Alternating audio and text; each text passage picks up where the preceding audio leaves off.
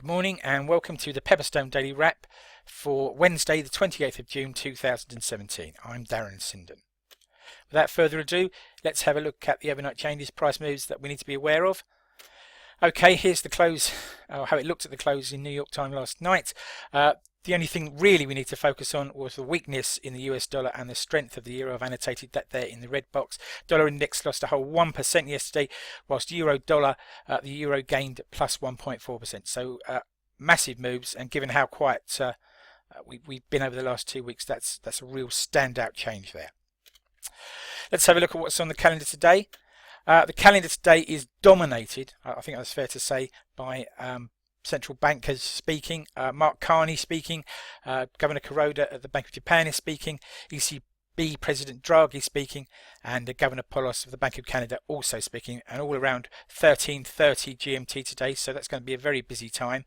Around 1400 GMT we'll have pending home sales for May from the US, and then to round the day off, for those of you in Asia Pacific, we have some retail trade numbers and foreign bond investment numbers out in Japan around 2350 GMT. Okay, let's have a look at some breaking news and comment that's caught my eye overnight. First of all, the Federal Reserve will release details of the second round of US bank stress test today. Investors here are hoping for a positive result, and most of the big banks would have passed handsomely and should therefore potentially bounce in value. Staying with the US, the Agriculture Secretary, Sonny Perdue, is travelling to China today, and his trip marks the return of US beef exports to China after a 13-year ban over fears about mad cow disease. There's also a re-importation of Chinese chickens into the US to accompany that. I'll just reinforce the woes that the dollar is suffering at the moment. The US dollar has hit its lowest levels since November the 9th as the euro consolidates its gains in Asia overnight. Speaking of the dollar, I think it'd be pertinent to take a look at what might happen next. This one chart here, which plots dollar index against euro dollar, just shows the massive divergence that we've seen since mid-May, but particularly the expansion of that overnight. Dollar weakness must be a continuing trend, and to be honest, I think a retest of 96 in dollar index is not out of the question in the near term. Okay, food for thought, something for you to take away with you into the trading day.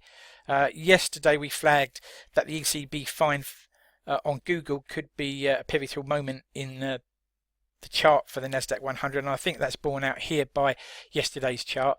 Nasdaq 100 finished down 1.8%, and I've highlighted a very key point here, that it actually finished on its 50-day EMA exponential moving average. It'll be interesting to see how that index trades now from here. Remember, this of course is the index that's been driving US markets higher and equity markets around the world on the back of that.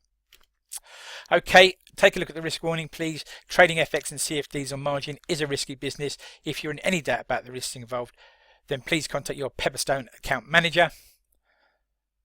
Just remains for me to say thank you for your time, and we look forward to speaking to you tomorrow.